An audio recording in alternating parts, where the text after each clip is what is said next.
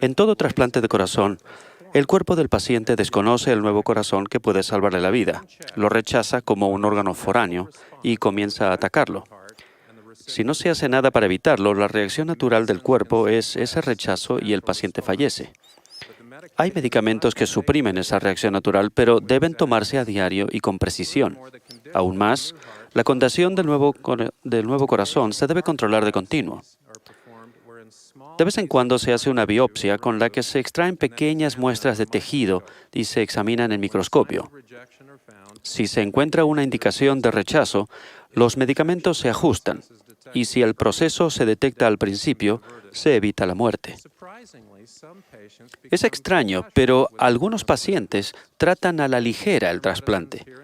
No toman los medicamentos regularmente ni hacen las citas de seguimiento como deberían y piensan que por el solo hecho de sentirse bien, están bien.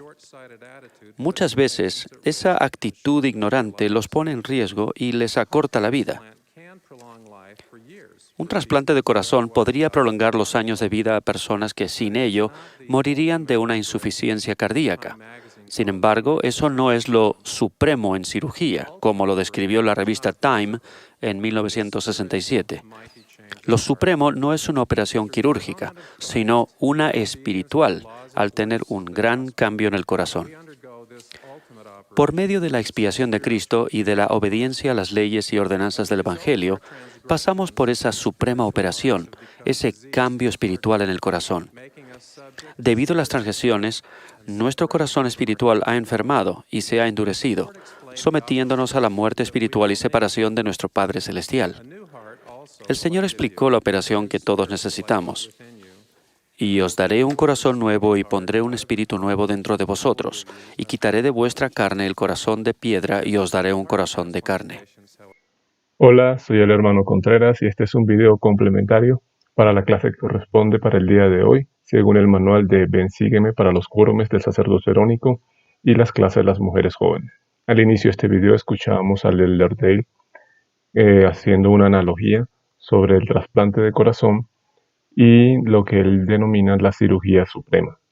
Este es un recurso muy útil que nos va a permitir comprender fácilmente lo que el rey Benjamín trató en su discurso cuando se dirigió al pueblo de Saraenla sobre cómo recibir y retener la remisión de nuestros pecados.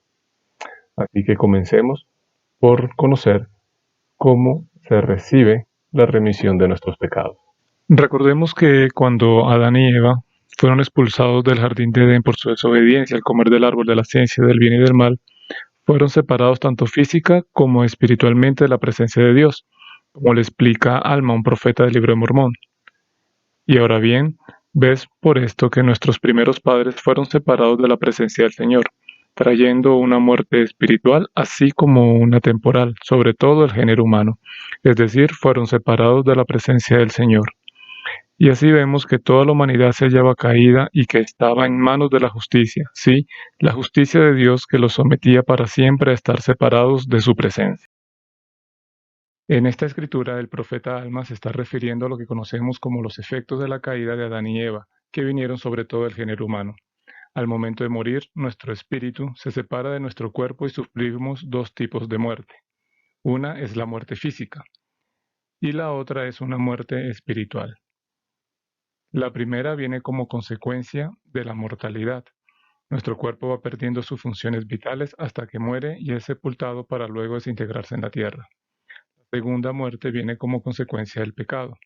A diferencia del cuerpo, el espíritu continúa viviendo, pero con los efectos de los pecados que haya cometido en vida. Por lo que el juicio de Dios se mantiene sobre nosotros, manteniéndonos separados de su presencia. Si nuestros espíritus, después de morir, permanecieran en esa condición, nos exponemos a lo que enseñó Jacob. Nuestros espíritus tendrían que estar sujetos a ese ángel que cayó de la presencia del Dios eterno y se convirtió en el diablo, para no levantarse más, y nuestros espíritus habrían llegado a ser como él, y nosotros seríamos diablos, ángeles de un diablo, para ser separados de la presencia de nuestro Dios y permanecer con el Padre de las mentiras en la miseria como él. Es por ello que se hace necesario un poder que nos permitiera salir de esa condición. Es allí donde entra Jesucristo, quien vino a rescatarnos realizando la resurrección de los muertos, cuando ofreció su vida para luego volverla a tomar, y la expiación, por medio de la cual sufrió el castigo de los pecados de todo el género humano, pagándolos con su sangre. Gracias a la resurrección, ahora nuestro cuerpo será restaurado del polvo para juntarse nuevamente con nuestro espíritu y vivir por siempre. Gracias a la expiación, nuestro espíritu puede ser santificado para estar en condiciones de volver a la presencia de Dios. De esta manera, quedan anulados los efectos de la caída. Sin embargo, la expiación es un don que debemos recibir voluntariamente, reconociendo a Jesucristo como nuestro Salvador y Redentor, y estar dispuestos a aceptar y vivir su Evangelio.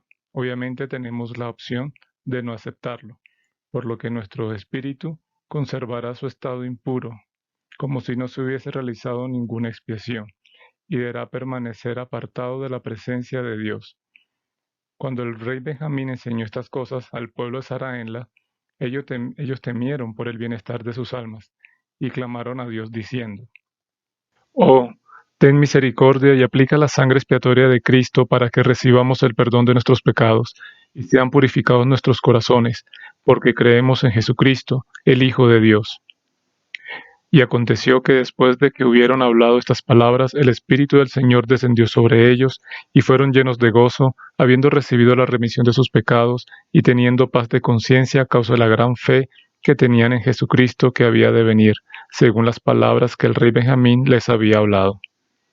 Y todos clamaron a una voz diciendo: Sí, creemos todas las palabras que nos has hablado, y además sabemos de su certeza y verdad por el Espíritu del Señor Omnipotente, el cual ha efectuado un potente cambio en nosotros, o sea, en nuestros corazones, por lo que ya no tenemos más disposición a obrar mal, sino a hacer lo bueno continuamente. Y estamos dispuestos a concertar un convenio con nuestro Dios de hacer su voluntad y ser obedientes a sus mandamientos en todas las cosas que Él nos mande, todo el resto de nuestros días. De la experiencia del pueblo Saraenla, podemos aprender cómo se recibe la remisión de nuestros pecados. En primer lugar, demostraron su fe al reconocer a Jesucristo como el único que podría salvarlos y redimirlos de su estado indigno y caído. Segundo, manifestaron un arrepentimiento sincero de sus pecados, los abandonaron y se humillaron ante Dios pidiendo con sinceridad de corazón que fuesen perdonados. Tercero, hicieron convenios con el Señor de hacer su voluntad y ser obedientes a sus mandamientos. Por último, recibieron el Espíritu Santo por medio del cual obtuvieron la remisión de sus pecados. Para los miembros de la Iglesia de Jesucristo de los Santos de los Últimos Días, este modelo es muy familiar y lo conocemos como los primeros principios y ordenanzas del Evangelio, los cuales son fe en el Señor Jesucristo como nuestro Salvador y Redentor. Segundo, arrepentimiento sincero de nuestros pecados y abandonarlos por completo. Tercero, hacer convenios con el Señor por medio del bautismo por inmersión para la remisión de pecados. Prometemos hacer su voluntad y obedecer sus mandamientos. Por último, recibir el don del Espíritu Santo por la imposición de manos. Este es el modelo definitivo para recibir la remisión de nuestros pecados. Y es el procedimiento que el Salvador ha establecido para someternos a la cirugía suprema que mencionaba el Elder Dale al inicio de este video, el cual produce un potente cambio en nuestro corazón. Y os daré un corazón nuevo, y pondré un espíritu nuevo dentro de vosotros, y quitaré de vuestra carne el corazón de piedra, y pondré dentro de vosotros mi espíritu, y haré que andéis en mis estatutos, y que guardéis mis juicios, y los pongáis por obra. Lo siguiente que el rey Benjamín le enseñó a su pueblo fue a cómo retener la remisión de sus pecados, para que así pudieran conservar ese gozo y esa paz de conciencia que habían experimentado. Como le explicaba el Elder Dale, que había personas que luego de recibir una cirugía de trasplante de corazón, estas eran negligentes con las indicaciones y cuidados que debían seguir diariamente para que su cuerpo no rechazara el nuevo corazón. De manera similar ocurre con nosotros. Luego de recibir la remisión de nuestros pecados por medio del bautismo y de haber recibido el don del Espíritu Santo por la imposición de manos, nuestro hombre natural empieza a luchar contra ese nuevo corazón y ese nuevo espíritu que el Señor ha colocado dentro de nosotros. Es por ello que el rey Benjamín quiso dejarle a su pueblo estas indicaciones y cuidados que todos debemos seguir si queremos retener la remisión de nuestros pecados. No tendréis deseo de injuriaros el uno al otro, sino de vivir pacíficamente. Ni permitiréis que vuestros hijos anden hambrientos ni desnudos, ni consentiréis que quebranten las leyes de Dios, ni que contiendan y riñan unos con otros. Socorreréis a los que necesiten vuestro socorro. Y estas son las exhortaciones que el rey Benjamín nos hace, a fin de que nosotros podamos retener la remisión de nuestros pecados de día en día, para que podamos andar sin culpa delante de Dios. Pero eso no es todo. Nos hace falta destacar el papel fundamental que desempeña el Espíritu Santo en que nosotros podamos recibir y retener la remisión de nuestros pecados. El Espíritu Santo es el encargado de santificar nuestro espíritu para que se pueda presentar sin mancha delante de Dios. La primera limpieza que la recibimos cuando somos bautizados por inmersión y recibimos el don del Espíritu Santo por la imposición de manos de aquellos que tienen la autoridad del sacerdocio para realizar estas ordenanzas. Pero para tener una limpieza continua, el Señor ha establecido la ordenanza de la Santa Cena, como se lo reveló al profeta José Smith en el año de 1831. Y para que más íntegramente te conserves sin mancha del mundo, irás a la casa de oración y ofrecerás tus sacramentos en mi día santo. Pero recuerda que en este día, el día del Señor, ofrecerás tus ofrendas y tus sacramentos al Altísimo, confesando tus pecados a tus hermanos y ante el Señor. El elder David A. Bednar, del Quórum de los 12 Apóstoles, enseñó lo siguiente respecto a la Santa Cena. La ordenanza de la Santa Cena es una invitación sagrada y recurrente a arrepentirnos sinceramente y ser renovados espiritualmente. El acto de participar de la Santa Cena en sí mismo no produce la remisión de pecados. Pero al prepararnos conscientemente y al participar de esta sagrada ordenanza con un corazón quebrantado y un espíritu contrito, tenemos la promesa de que siempre tendremos el Espíritu del Señor con nosotros. Y mediante la compañía constante del poder santificador del Espíritu, podemos retener siempre la remisión de pecados. Bueno, mis queridos hermanos, qué importantes principios hemos repasado en este video. Y así como la ordenanza de la Santa Cena, todas las demás ordenanzas del Evangelio cumplen con ese mismo propósito, incluso aquellas que realizamos dentro de los templos, y es ayudarnos a nosotros en ese proceso de ser santificados por medio del Espíritu y de volvernos uno con el Señor. Es por eso que es importante que cumplamos y honremos los convenios que hemos hecho en cada una de esas ordenanzas y que semana a semana las renovamos cuando participamos de la Santa Cena. Solo así podremos retener la remisión de nuestros pecados y evitaremos que ese hombre natural deseche el corazón y el espíritu nuevo que Dios ha colocado dentro de nosotros.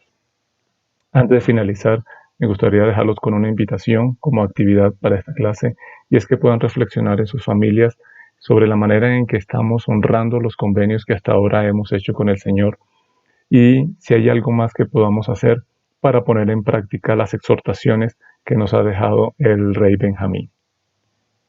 Que el Señor les bendiga en esos esfuerzos. Ya para finalizar, los dejo con el testimonio del elder Dale. Hasta la próxima. Para perseverar hasta el fin, debemos tener un gran deseo de complacer a Dios y adorarlo con fervor y pasión.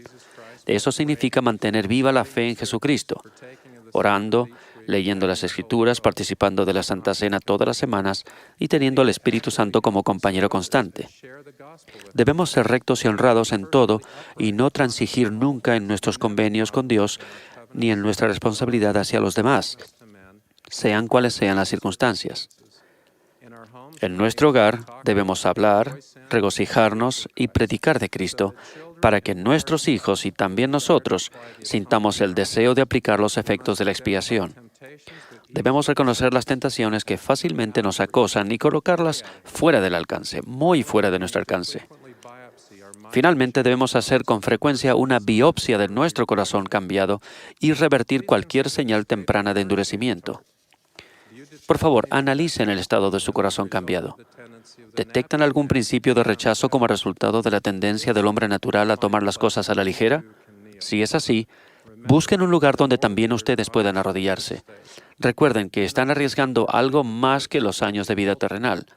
No se arriesguen a privarse de los frutos de la operación suprema, la salvación y la exaltación eternas. Ruego que ejerzamos fe en Él y que sigamos adelante con firmeza en Cristo. En el nombre de Jesucristo. Amén.